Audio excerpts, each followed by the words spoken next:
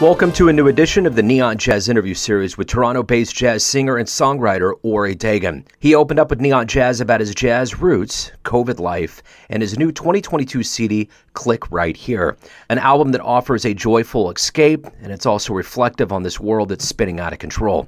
Themes include online dating, social media, technical troubles, and the quest for freedom and equality in a very divided world. The singer brings a wry and agile sense of swing to everything he does, whether it's interpreting a standard, spinning a pop tune on its head, or introducing his own original music and lyrics. Enjoy the story. Hey, man, thank you for taking a minute out. I appreciate it.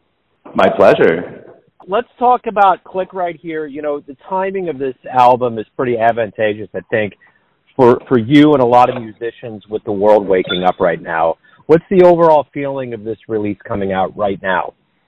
Well, it feels really great to get it out in the world because I've kind of been sitting on it for over a year. It's a project that really was something that I did during the pandemic to kind of get through it. So it was like written and recorded summer of 2020, fall of 2020. So I guess with that being the context, so to speak, you know, we were in quarantine. There was a lot of self-reflection, a lot of things going on during that time. What did you learn about yourself over that time that maybe you didn't realize before that will make you stronger as we all reemerge and you promote this brand new album? What a great question. I guess I learned that, you know, what I always knew, and it reinforced a way of people connecting and healing. So, I mean, you know, this is one of the things that I did spend that time was working on this album. But I also was really active on social media, giving online concerts, grew my fan base around the world doing that. This particular album, it's something I've wanted to do for a long time. It seemed like the right time to do it because in the back of my mind, I always wanted to write an album about the current time and all these beautiful standards that I've been singing for many years. I love the standards. There's something about, you know, the current moment. And I've always in the back of my mind thought, oh, why can't we have a jazz song that's about Google or Facebook or things that are actually relatable day to day? And I think that, you know, first of all, this pandemic gave me some time to work on it, but also it made me realize how reliant we are on technology these days. So it kind of seemed pretty relevant, even more. You know, it's funny that you mentioned that because I've thought about that a lot in the context of jazz. I mean, jazz has evolved and become a modern organism throughout what most people would refer to jazz as something that came out a long, long time ago. And there was all these references to things that are pre-technology, so to speak. It's almost like watching a David Lynch film. Like you kind of feel like it's modern, but it's still kind of steeped in this like 50s, 60s era, you know? Right. But I think, too, that's the interesting thing that the pandemic did for artists, not just, you know, people, musicians, but visual and writers, is we are in an epicenter of history right now that is like a Bob Dylan moment. I mean, there is so much going on that if you have a creative bone in your body, there is a horn of plenty to pick from to start kind of going with. Absolutely. You know, I was really lucky. Here in Canada, we have this granting system, and I got a grant to write an original album. I actually received the grant January of 2020. So it was actually going to be an album about jazz. Like I was going to pay homage with original songs to some of the people that inspired me to create this music. But then as soon as all this stuff happened, I just thought, I am not putting out an album about jazz in a global pandemic. Like, it's just not happening. Like I said, it really kind of just seemed like the right time, and I'm really hoping that, you know, people connect with the song. The other thing that's important, I think, to note is that my target with this record is not even necessarily the jazz hardcore fans. I mean, that would be great. If any jazz people love this record, I would be really happy. But I kind of made it for people that don't know anything about jazz. I mean, to me, there's a huge appeal in, you know, writing lyrics that are relatable to everybody. I think that so many people out there don't know anything about jazz because it's become such an underground music. And for me, it's been kind of, for my whole career, but especially now, it's been a goal to bring more people into this music.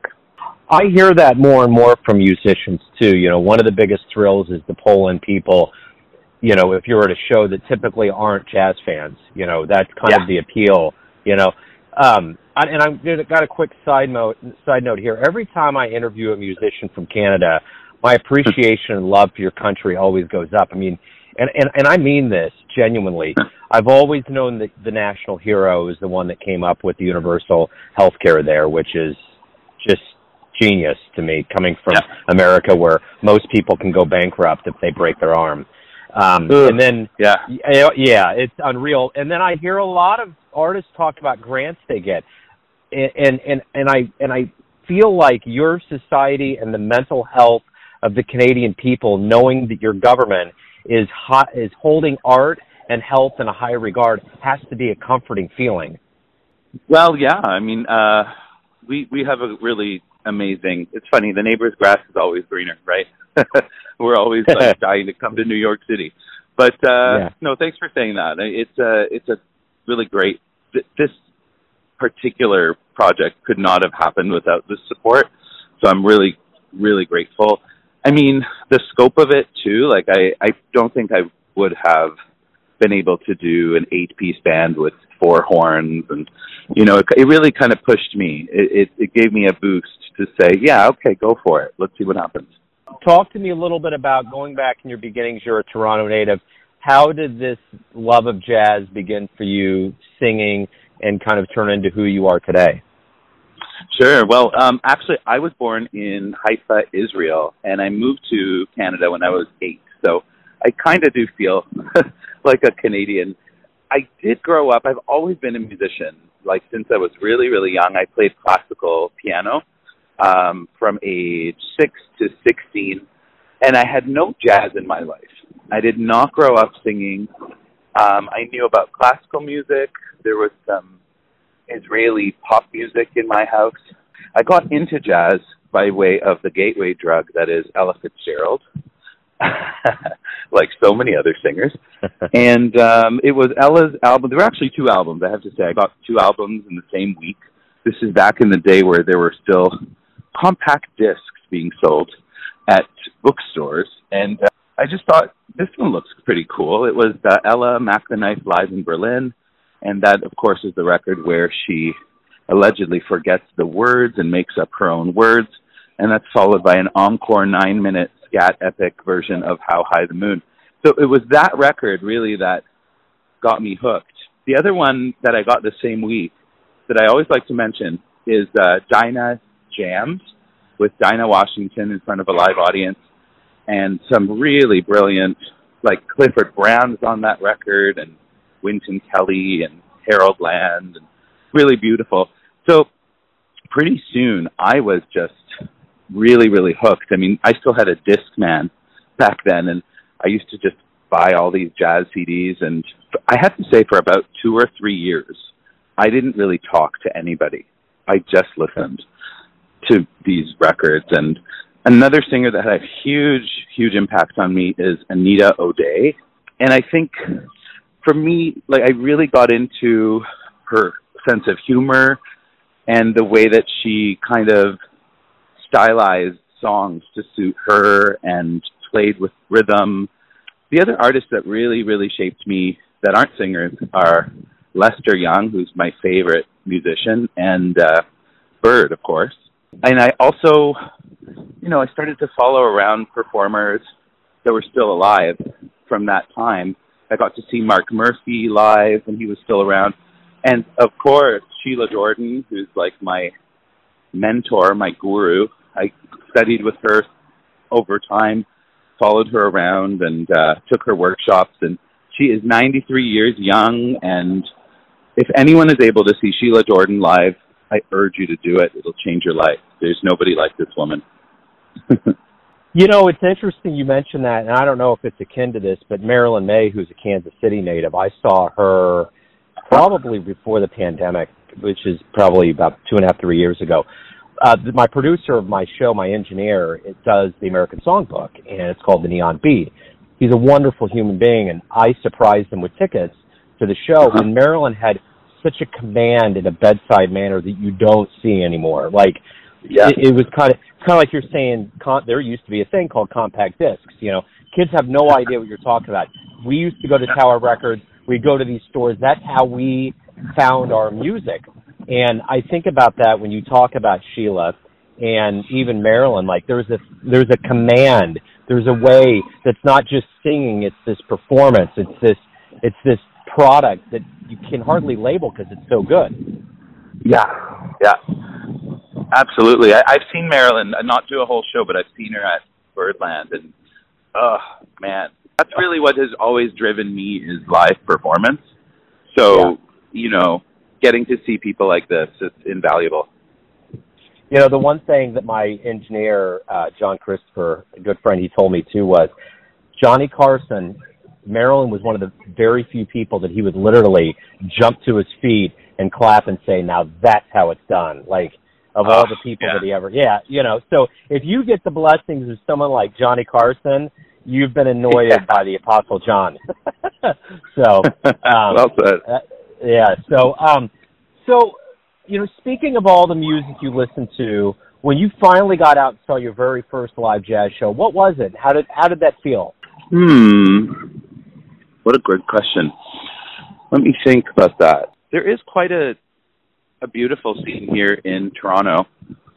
I remember more, I'd have to really think about that and write you, but I think what I really remember is going to the jam sessions, because it's something that I still do, like, all the time.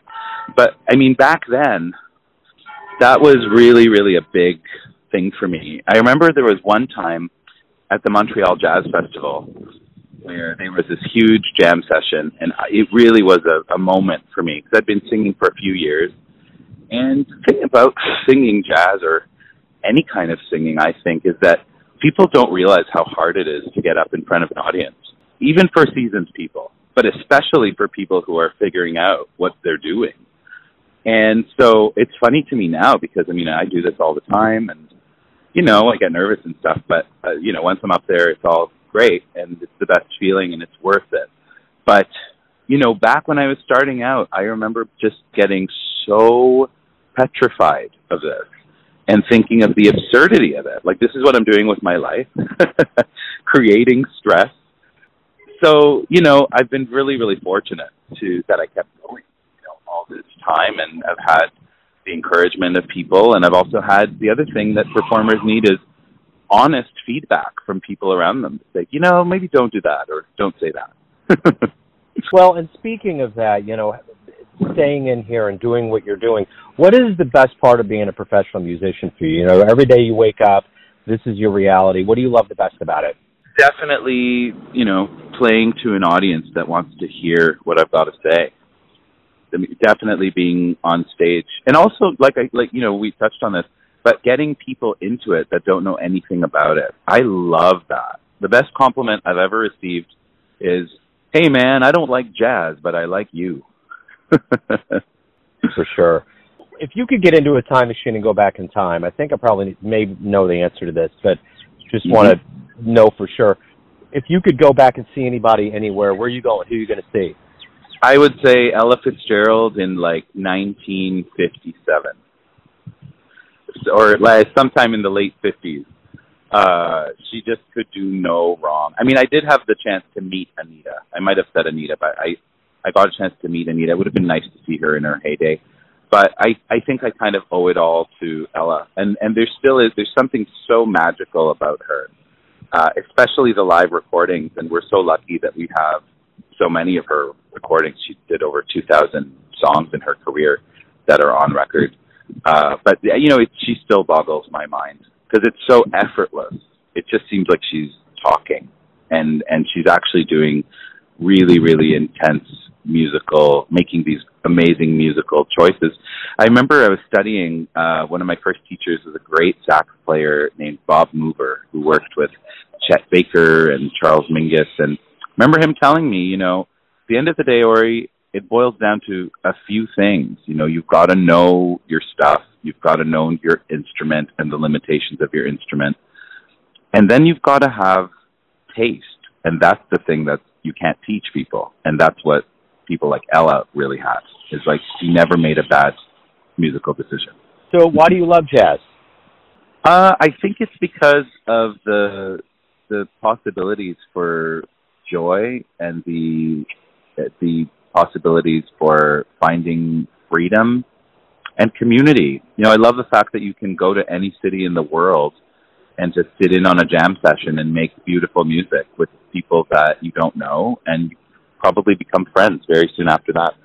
So as we do return to live music and things are opening up, what do you hope we all realize about the power of live music as we get back to it? I'm already seeing more interest in it here in Toronto, which is really, really encouraging. I think that we're in a good place. You know, we've gone through so much, but I think that there's definitely a heightened interest in it. And it feels like there's certainly a renaissance right now going on, at least around here. So everyone has a perception or an idea of who they think you are, your family, your friends, your fans, but ultimately you live your life. Who do you think you are? Wow, that's cool, man. I've never had that question. Who do I think I am? I think I am, you know, as inspired by Sheila, I am a jazz ambassador trying to take this music, bring it forward, and bring it to new people, new listeners. Great answer, man. Hey, it was great to get to know you, Ori. Thank you for taking a minute out. Good luck with everything as we move forward. My pleasure. Thanks so much for your interest and all your great work. Thanks for listening and tuning in to another Neon Jazz interview, where we give you a bit of insight into the finest singers and players in Toronto, Kansas City, and spots all over the globe, giving fans all that jazz. Thanks to Ori for his time, music, and story. If you want to hear more interviews, go to Famous Interviews with Joe Domino in the iTunes Store. Visit Neon Jazz at youtube.com, and for everything Neon Jazz, go to the neonjazz.blogspot.com. For everything Joe Domino related, go to joedomino.com, and if you feel like it, you can subscribe to Patreon or donate a few bucks there. And until next time, enjoy the jazz, my friends.